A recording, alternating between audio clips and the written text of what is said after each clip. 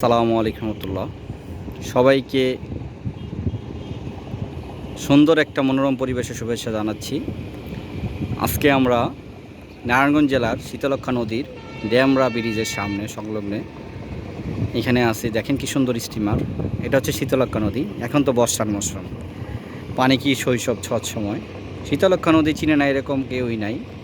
তারপরেও আপনাদের বলছি কি সুন্দর একটা নদী। আসলে কিন্তু এখানে নদী দুইটা, বুঝছেন। একটা হচ্ছে শীতলক্ষ্যা আর একটা হচ্ছে আপনার রামপুরা দিয়ে চলে গেছে। ওই নদীর নামটা হচ্ছে হলদিয়া নদী নাকি, আমি সঠিক জানি না। বালুদিয়া নদী, সরি, বালুদিয়া নদী এবং প্লাস হচ্ছে শীতলক্ষ্যা নদী, দুইটা অ্যাড করে হচ্ছে ড্যামরা প্লাস রামপুরা, দুইটা নদী একসাথে।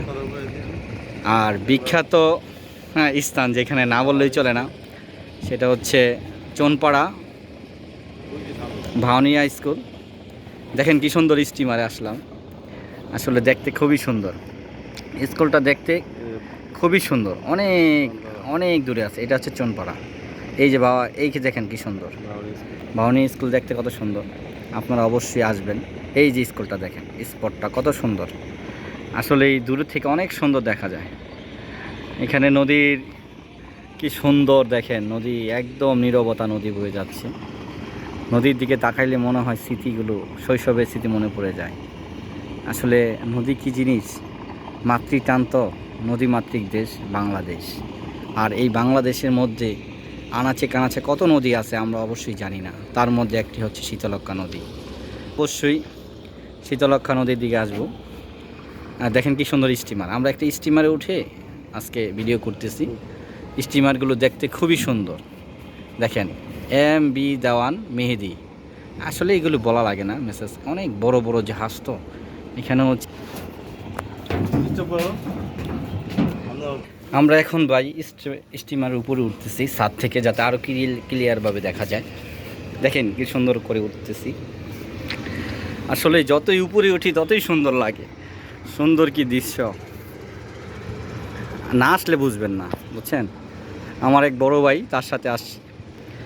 এই যে উপরে কত উপরে ওঠা যায়, আস্তে আস্তে আবার উপরে উঠতেছি সিঁড়ি, বুঝছেন। বড় ভাই একটু লাজুক কিন্তু মন ভালো। সে বলতেছে লুঙ্গি দিয়ে কেন আমাকে ছবি নিলে। আসলে লুঙ্গি যে কত মায়াবী চা জানে না। যাই হোক, একটু মজা করলাম, জাস্ট ফান যোগ করলাম। দেখেন কি সুন্দর, দেখছেন সিনারিটা কি সুন্দর লাগে। এই দেখেন কি সুন্দর। আর বিশেষ করে এখান থেকে খুব ক্লিয়ার দেখা যায়। এই যে যে রাস্তা, এটা পথচারী রাস্তা।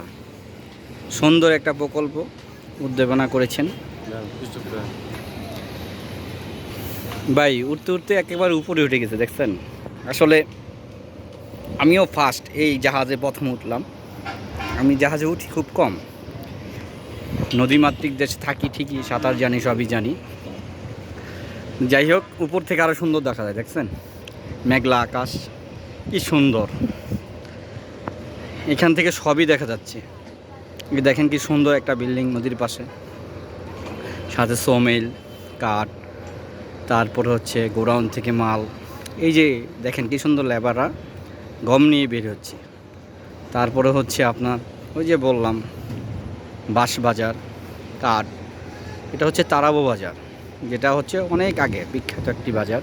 ড্যামরা বললেই সবাই চিনত। তারাবো বিখ্যাত বাজার, অনেক পুরো।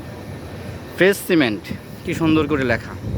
ড্যামরা ব্রিজ এখানে আসবেন, আসলে অবশ্যই দেখতে পারবেন।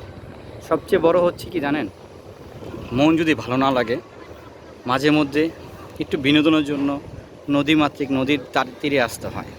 আপনারা অবশ্যই মনকে ভালো করার জন্য নদীর পাশে আসবেন, ঘুরে আসবেন।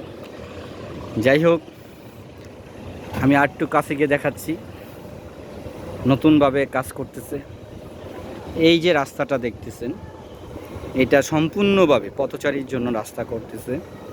এটা মূলতভাবে কাশপুর ব্রিজ থেকে শুরু করে ড্যামরা ব্রিজ পর্যন্ত অ্যাডজাস্ট হচ্ছে, বুঝছেন।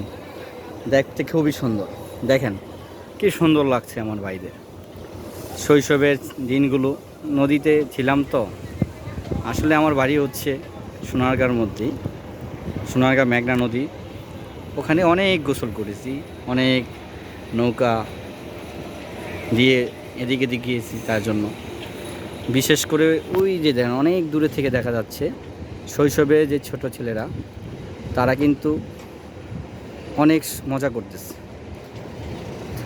দেখছেন কত সুন্দর, দূর থেকে অনেক সুন্দর দেখা যাচ্ছে। আচ্ছা যাই হোক, আজকে এখানেই ভিডিও রাখলাম। সবাই ভালো থাকেন, খোদা হাফেজ, ধন্যবাদ সবাইকে, আসসালামু আলাইকুম।